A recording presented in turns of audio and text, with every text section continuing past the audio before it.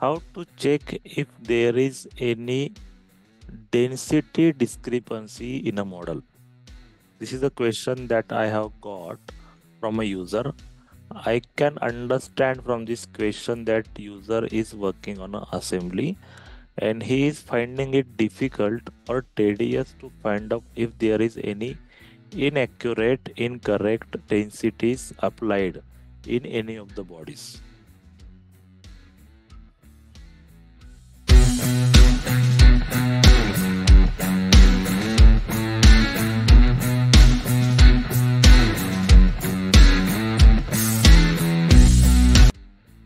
This is definitely a point of concern for the design engineers who are dealing with the assemblies and they are working on assemblies. They do have 50 plus 100 plus components in the assembly, and they are not having control on assigning the densities of all of those components. Maybe they are working on a collaborative environment where they are working on few of the components and other components are either already made by someone else or he is picking something which is already available in a library. And if there is a case that your library of components is not very accurate when it comes to the mass properties or the density of the bodies assigned, then you will be concerned about the quality part of your assembly, because if you do have the discrepancy in materials assigned and the density of those materials, then you will not get the accurate mass properties of your assembly. So here in this example, in this video, I am going to show you one journal, which is NXOpen journal, and how that journal can help you find out the discrepancy in the components that you do have in your assembly. So what you see on my screen is a very crude, very raw assembly, which does have some components, some bodies there. Here our intention is to just to see what kind of benefits that particular journal can bring to you. You can also imagine that you are working on an assembly which is 100 to 100 parts, and you do have some density discrepancy, and you would like to check if there are any components which do not have either correct density, which have some zero density or no density applied, or which does not have the accurate density applied. So if you wanted to check some kind of quality parameter onto your assembly, then this journal can be useful. So I do have this journal. Let me execute that journal and show you how it works. So I do have this assembly which is roughly 6 to 7 parts, and I played it, and now you can see I do have a result in front of me. I This journal has reported this information in a window, and this says that there is a list of components with density applied. So it lists down all those components where the density is applied, and we can even see the component names and the bodies within that component and the density applied to those components. We can even notice that there are few components where there are multiple bodies, and it has reported the density for all those different bodies in a component available. So this is the very glance. This is very the crisp and information at a glance we can see. This gives us the information about the density value of a applied density at a component level. And if we see anything which is different than 7830, then we know that it is not a steel, it is something different. This way we can very easily track if there are any components which does not have the correct density applied. And if there are any parts which has zero density, then we can also see that that is listed down here. We get the number of parts which do have the zero density applied. So this is a very useful, very quick one, which can surely enhance the quality of your of your assemblies, and this works with just click of button.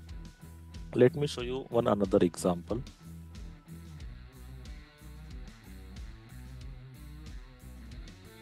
This is another example which is a very simple assembly, only two components, component 1 and component 2. Let me run the same journal on this assembly as well. This has also reported some information. We can read the information for this specific assembly at the bottom of this window.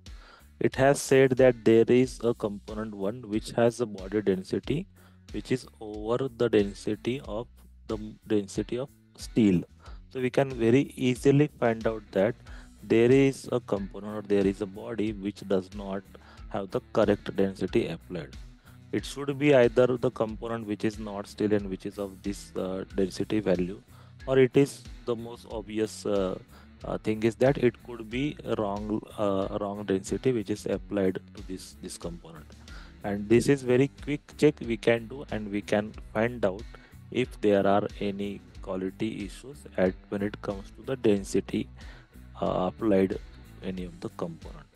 So this is how it works, and it can give us a very useful and quick check on a assembly level, because if we do have the assembly and there are quality issues in the mass properties, then we cannot get the mass properties information correctly, and all our further information which is based on the mass properties is going to be wrong, and this can lead to the consequences at a later stage.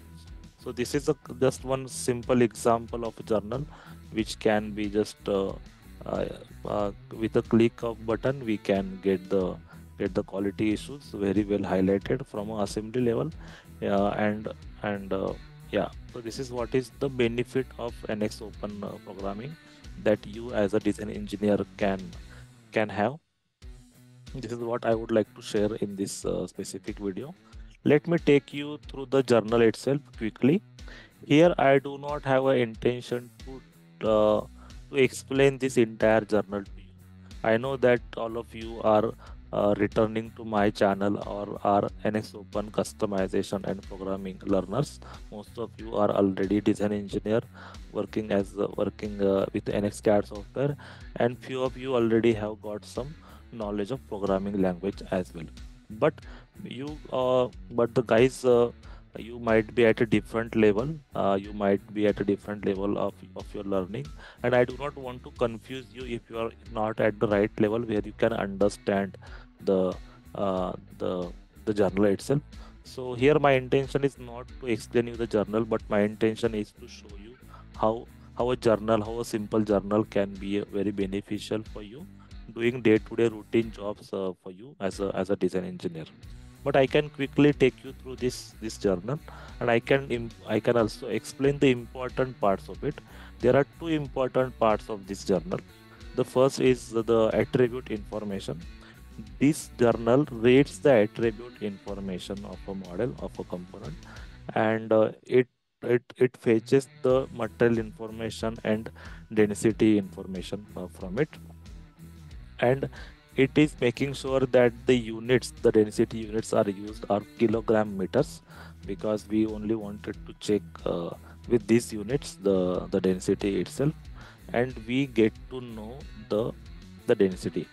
Attribute information is one of the very important information that this journal fetches, and the another useful API I would say which is used here is to check the density itself of a body. So this is a user function API, or it's a function within UFunc in NXOpen, and it is checking the density of a bodies one by one for all the bodies available within the different components in that assembly.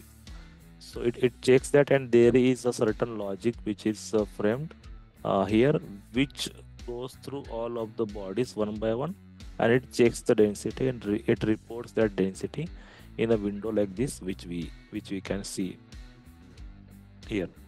So this is the simple journal. that does the job for us. And it, of course, this is the very important job it can do for us as a design engineer when it comes to ensuring the quality of your models. So that's all in this particular video. I hope that you got some useful information from it, and you also got to know that what can be the possibility with use of NXOpen and customization.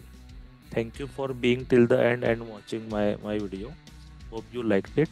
Bye bye for now. See you in the next one.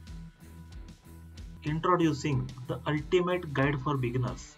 NXOpen made easy. Learn 8 easy to follow NXOpen examples even without prior programming or NXOpen knowledge. Start your journey to NXOpen expertise today. Download now.